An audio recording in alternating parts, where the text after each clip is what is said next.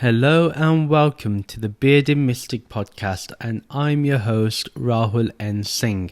Thank you for taking out the time today to either watch or listen to this podcast episode.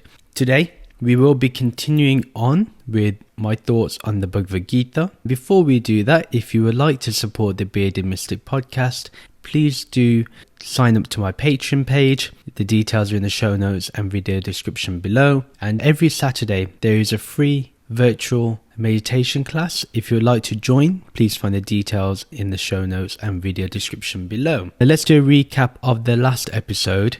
We looked at chapter 3 verses 36 to 39. Arjun asks a question that we all may have felt before we started on the spiritual path about what force makes us go astray. And Bap is powered by a force that starts with an unfulfilled desire that transforms into anger and then is fueled by Rajagun, which is when the mind becomes hazy with overthinking and this consumes us and it becomes a destructive force.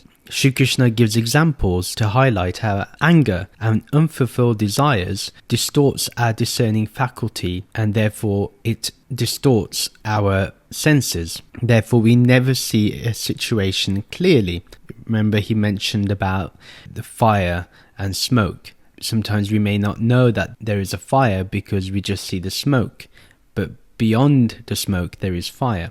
So for example, beyond anger there is the unfulfilled desire. Shri Krishna gives us a great analysis on why material desires can catch our attention and take us away from the spiritual path. It creates unbalance, which is not great for the truth seeker. Even the wisest suffer. So just because you have knowledge, it's not enough. One has to practice and be able to use our discernment, our vivek, transforming knowledge into wisdom, which means practice is necessary. Today we will be looking at chapter 3, verses 40 to 43. Verse 40. The indriyas, the manas and the buddhi are the hiding places of these distorted desires which covers the dehi, the immortal self, obscuring its true nature and act as its enemy by compelling it to perform degrading and self-destructive material behaviors. Remember, Arjun asked a question about what compels us to do actions which cause bap, which creates bap, which causes destruction and disturbance in nature and that go against the laws of nature. And Sri Krishna is answering these questions or continuing the answer. In the first line it says, the indriyas, the manas and the buddhi are the hiding places of these distorted desires which covers the dehi, immortal self, obscuring its true nature. So the senses, the mind and the intellect are the places where distorted desires hide themselves. These desires are hidden within our senses, it's hidden within our mind, and it's hidden within our intellect. When our intellect can no longer discern, distorted desires can easily hide. We cannot tell which desire will cause the least amount of suffering or what will lead us to joy. Therefore, when the intellect is gone, the buddhi faculty is not functioning, and manas, our mind-heart, can do whatever it pleases, being guided by our indriyas, the senses. So it's all interconnected. We are set in delusion, and therefore this covers and obscures the true self. It obscures the wisdom of what is sat and asat. So it covers the dehi. We constantly think that we are this body and mind, these senses, therefore we do not know that we are this immortal self. It covers the immortal self. Because we think that having desires is so real that we forget about what actually is real. And this is why discernment is necessary, vivek is necessary. Remember, sat means the real because it's changeless, and asat is unreal because it's changing. The senses keep changing its attention. One moment it's there, the other moment it's looking at something else, it's tasting another thing, it's hearing another thing, and we go accordingly. Whenever we are chasing whatever our senses show us, that consumes our manas.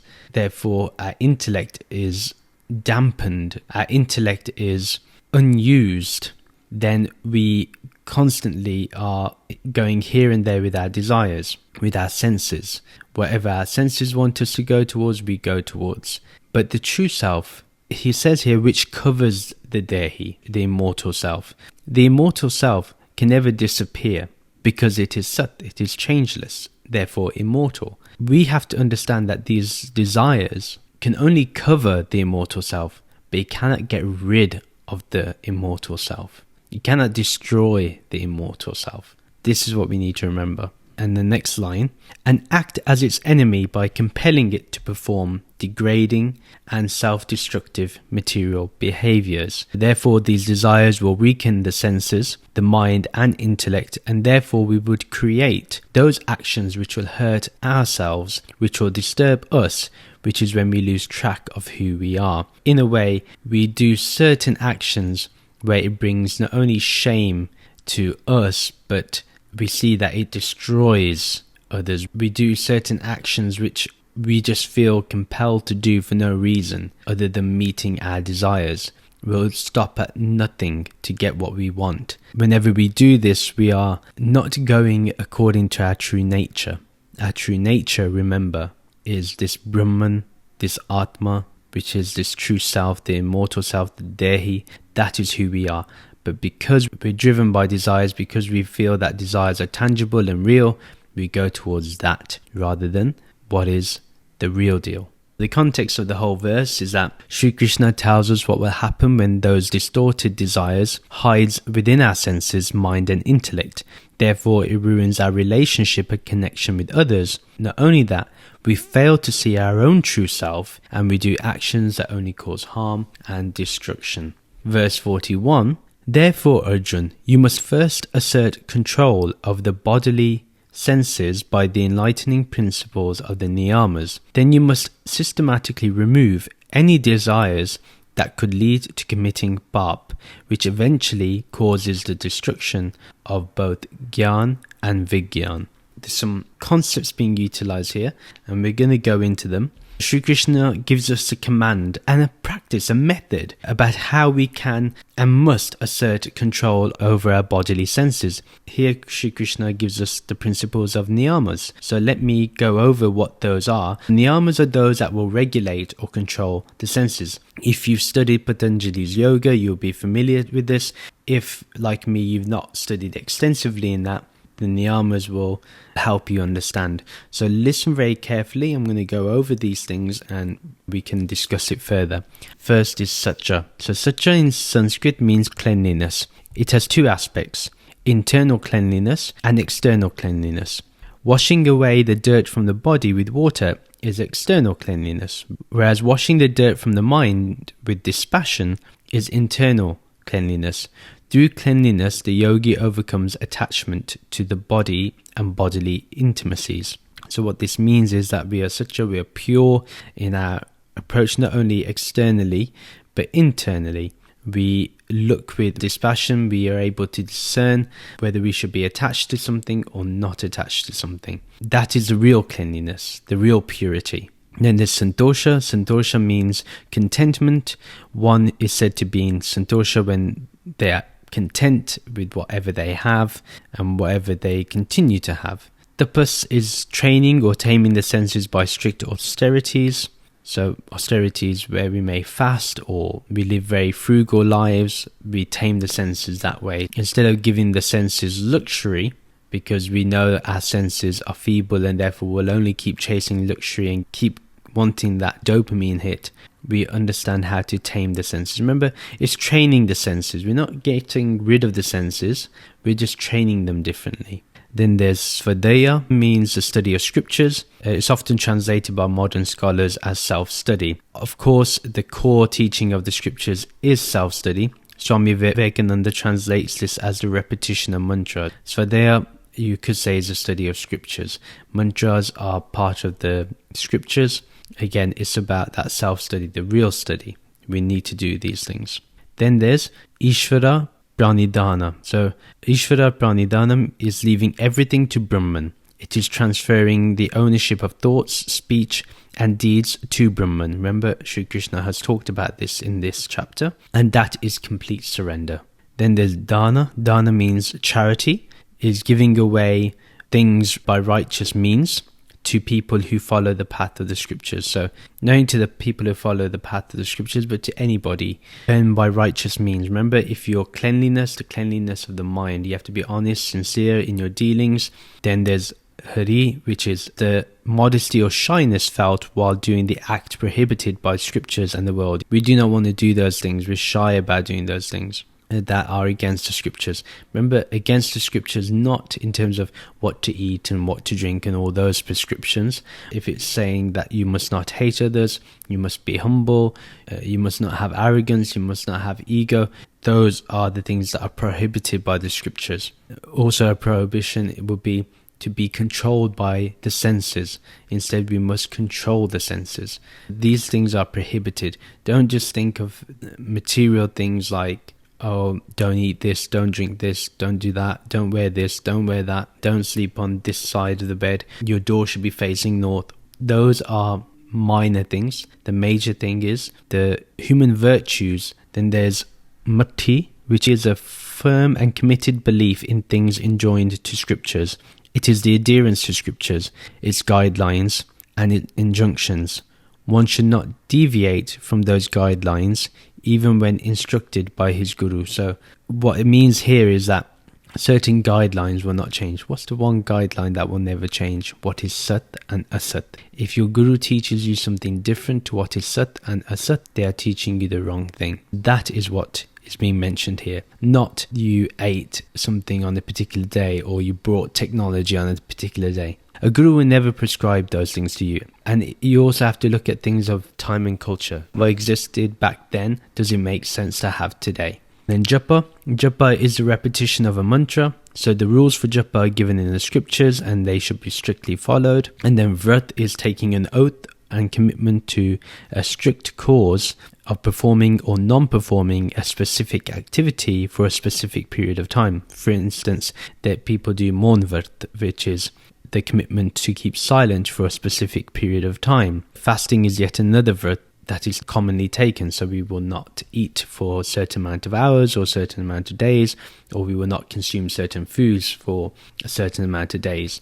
So all these niyamas are there to help us. Then Shri Krishna says, then you must systematically remove any desires that could lead to committing pap, which eventually causes the destruction of both Gyan and Vigyan. By practicing these niyamas, we can systematically remove any desires that could lead to committing pap, as mentioned.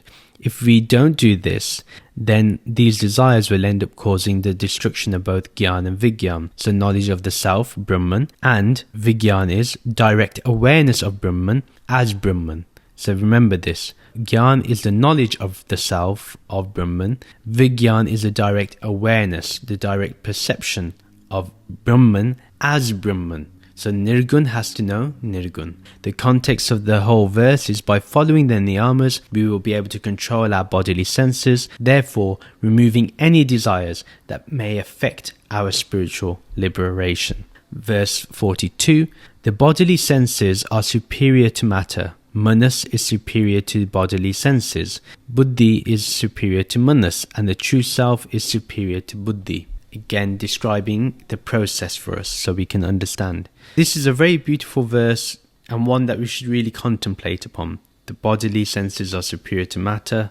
Manas is superior to the bodily senses. Remember, everything starts from matter, and the true self is the eventual goal. So we are to go towards both. We have to understand the journey there.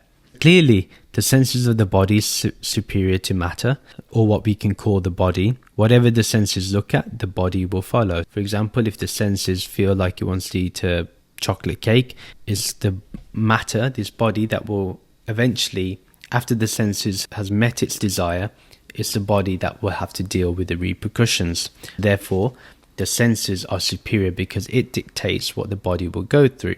The mind, which can control and regulate the senses, is obviously superior to the bodily senses. If the mind is thinking of Brahman, the senses aren't going to be going here and there. But say we are not aware of Brahman, we're not aware of our true self, then wherever our senses go, we will be going there. And there our mind will be directing our senses, go after this, go after that. You'll be fulfilled if you get this, you'll be fulfilled if you get that. That's why self-help is so intriguing for people and attractive, because it promises greater things. without proving any of the greater things. So this is why the mind controls the senses. The mind will say, look at this course, it will gratify your senses. You will be gratified with richness. If you're rich, then you can get this and that. Do you see what I mean? The mind is behind that. Remember, the mind will drive wherever it will get satisfaction from, even if it's momentary happiness, a transient happiness. Then the intellect is superior to the mind, because we know that this discernment of Sat and Asat can control both the mind and the senses. If we keep reminding ourselves of this discernment, Sat and Asat are clearly recognizable. Then Sri Krishna says, and we know the true self, this Brahman, this Atman, is superior to Buddhi. We know that this ultimate reality is the most supreme. This pure consciousness is the most supreme, this pure awareness. We know that that is superior to the intellect because it's beyond the intellect. When we understand that Brahman is not just the words we say, but beyond that, we achieve so much. When we understand that this Brahman is superior to the intellect, why? The intellect will tell you what is Sat and Asat, but the true self is what is Sat. When we understand this, it becomes very easy. This ultimate reality has been described by Adi Shankaraji as pure consciousness, awareness, infinite and non-dual, and it cannot be limited by any name, even by the words Atma, Brahman and the Self. So let us remind ourselves of this. This Self is ever pure, ever free, ever luminous. We must remember this, and therefore, as long as we know that this true Self is superior, why not go towards that? Again, Sri Krishna is using our words and our mindset to get us to attain the higher things. In reality, there is only the self. There's no higher or lower. There's no inferior or superior. And Sri Krishna is trying to attempt here is to use our language to then go for the true self. When we say something is superior, we most likely want to go towards that thing because we think we will benefit greatly. Even though we're thinking of material desires, we're still going to go for something more superior. That's why Sri Krishna says these words. In reality, the true self is everything. But until we get to that understanding, we will always be subjected to our bodily senses or to our mind. The context of this verse is that Sri Krishna tells us the ultimate process of what is superior, and this is something we must adhere to in order to be successful in our spiritual journey. Verse 43, in this way, use your Atma's discernment to strengthen your Buddhi, then use your Atma to steady your Atma. And finally, O mighty armed Arjun, with that strength, destroy the insatiable enemy, Kamrup, the endless forms of material desire. So we'll break this up a little. Very beautiful verse. Absolutely love this verse. And this is actually the final verse of chapter 3.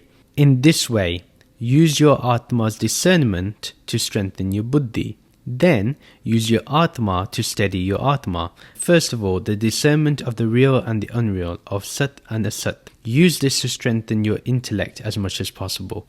Continuously think about it. Continuously focus on it. Spend time looking at what is changeless and what is changing. We can see everything that is changing. That's the beauty. Look for the changeless in the changing.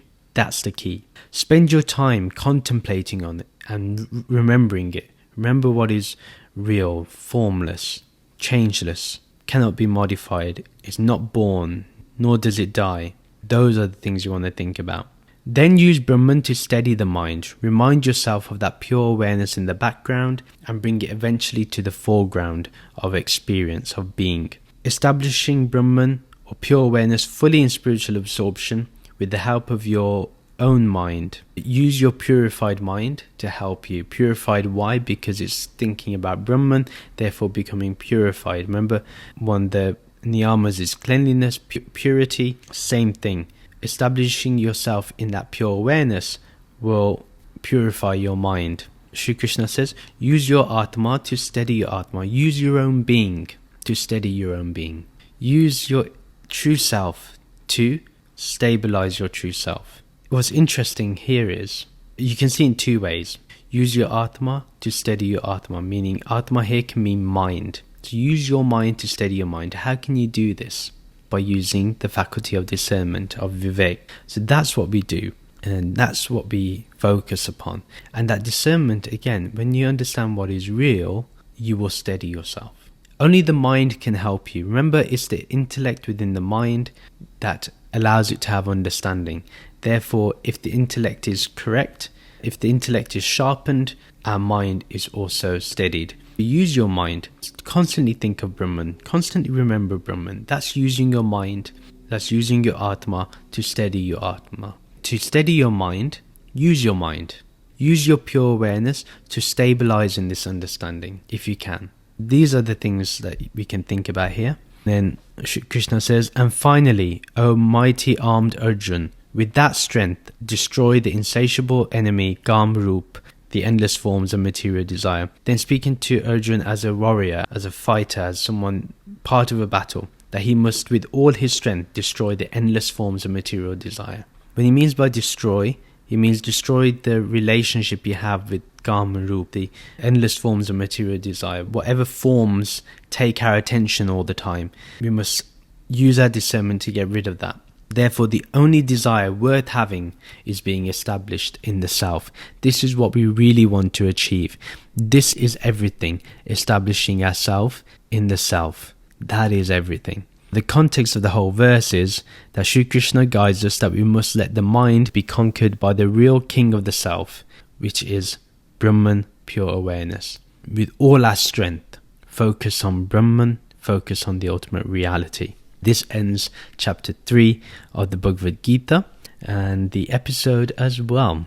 If you would like to follow me on social media to keep getting updates, or to subscribe to my monthly The Bearded Mystic newsletter, or to join the Bearded Mystic podcast Discord server, all the details are in the show notes and video description below. If you would like to support the Bearded Mystic podcast because you've enjoyed what you've been listening to or watching, there are a number of ways you can do. Please look at my Patreon page. It'd be really great that you get some benefits from subscribing to a monthly subscription, or you can find other ways to support the podcast, and those are in the Linktree account. Please rate and review the podcast. You can do this on www.thebeardedmysticpodcast.com. I will also provide the link in the show notes and video description below. Thank you very much for listening, and I shall see you soon. And let's end with the Shanti mantra. Om Shanti, Shanti Shanti, Om Peace, Peace, Peace. Namaste.